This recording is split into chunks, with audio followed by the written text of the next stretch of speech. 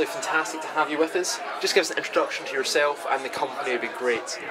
I'm Colin Calder, CEO and founder of PassivSystems, and we're a new startup that came out of stealth mode in January of 2010. We've been working on developing a home energy management system for the past 21 months. We're UK based and the company is now employs over 40 people. So tell us about where the company's actually going in the future. You come out of stealth mode. How long have you been going for and where do you hope to go in the future?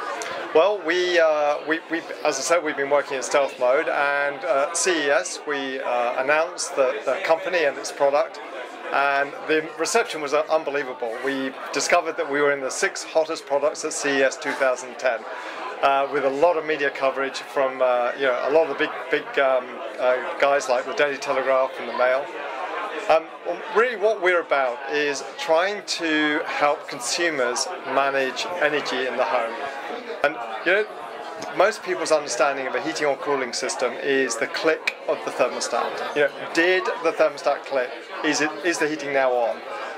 And as we go towards zero carbon houses, as we try to reduce carbon emissions, it's becoming more and more evident that consumers need assistance in the home in running their heating and cooling systems, particularly as we start to bring in renewables like solar panels or ground source heat pumps or air source heat pumps.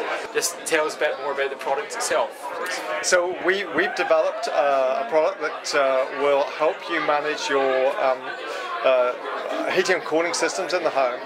So if you could just tell us a bit more about your actual product itself and how you differentiate yourself in the vast competition out there.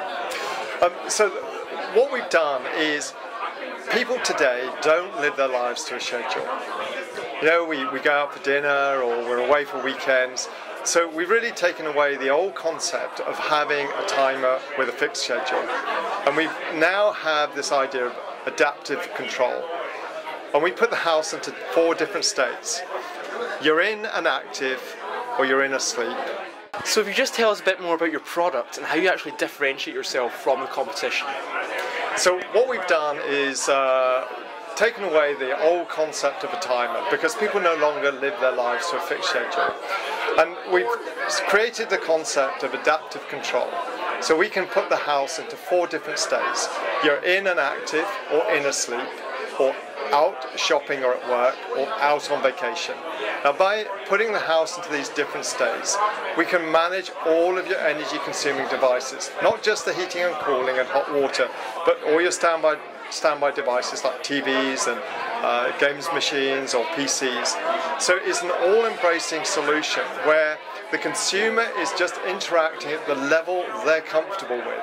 So our question is, how do you live your life? When are you asleep? When are you out? And then we learn the behavior of the occupants. So as time progresses, we can adapt those timings, as well as learning when they want heat or how much hot water they use.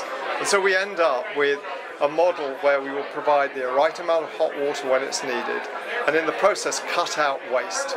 And today is a well-known fact. In fact, at the conference today, I saw that the world economy today wastes $1 trillion of energy a year. And that is a staggering number. And we're just, in our own simple way, trying to help homeowners cut out that waste. We believe that the average consumer could cut out between 15 and 28% of their energy consumption. And that's based on government figures we have in the UK. Now, that for any consumer is a significant reduction in their bill. But also on top of that, what we do is increase comfort.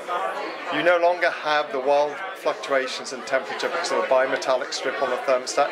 We smooth the temperature in your home to a ½ degree accuracy. We have optimum start, so the house will be at the temperature you've asked for at a particular time, not you predicting how long the boiler needs to run according to how cold or warm it is outside. We do a weather feed into the home so that we can do weather compensation. So if it was warmer tonight, you don't need the boiler to come on so soon in the morning. And similarly, if it's colder tonight, we may need to bring it on early in order to hit your set point.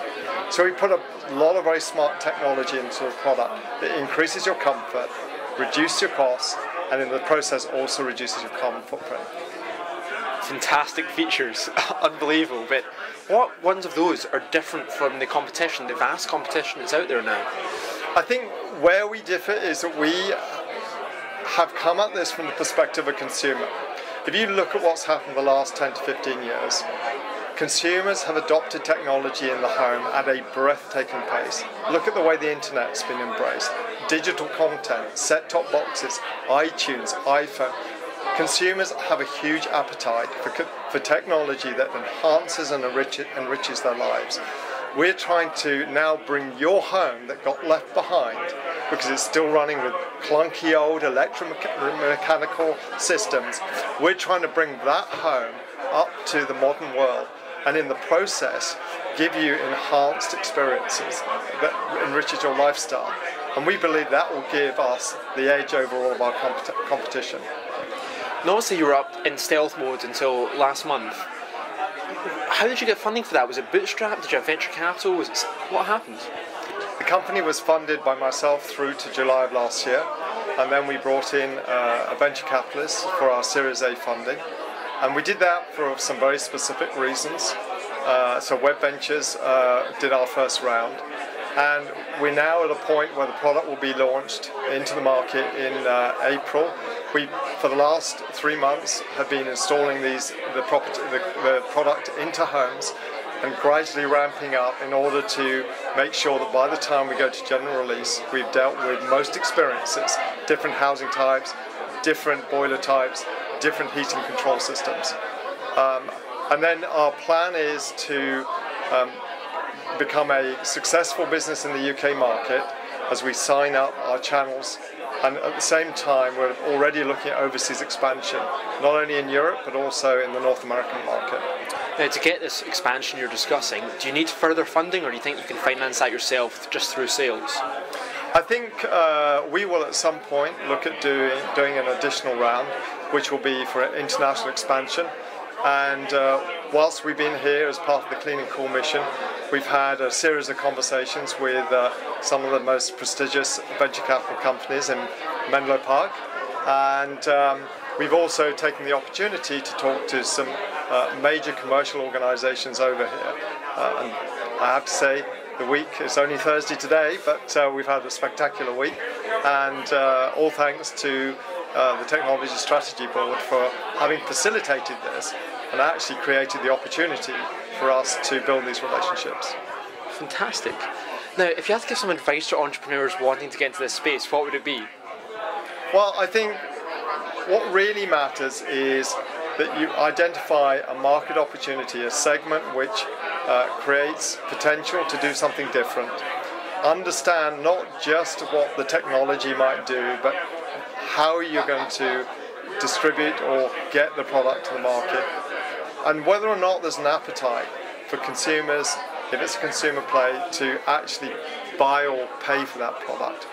And I think, very often entrepreneurs haven't necessarily always thought through all the different steps that it takes to be truly successful. And even today, here we are, we're a new startup, we're 21 months old. We don't know yet how successful or not we may be.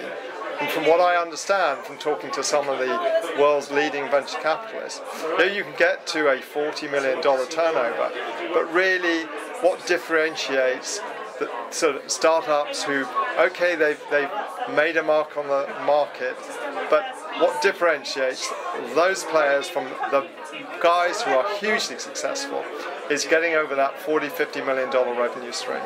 And that is the unknown for us, but we are absolutely focused on making sure we cross that barrier within the next 24 months.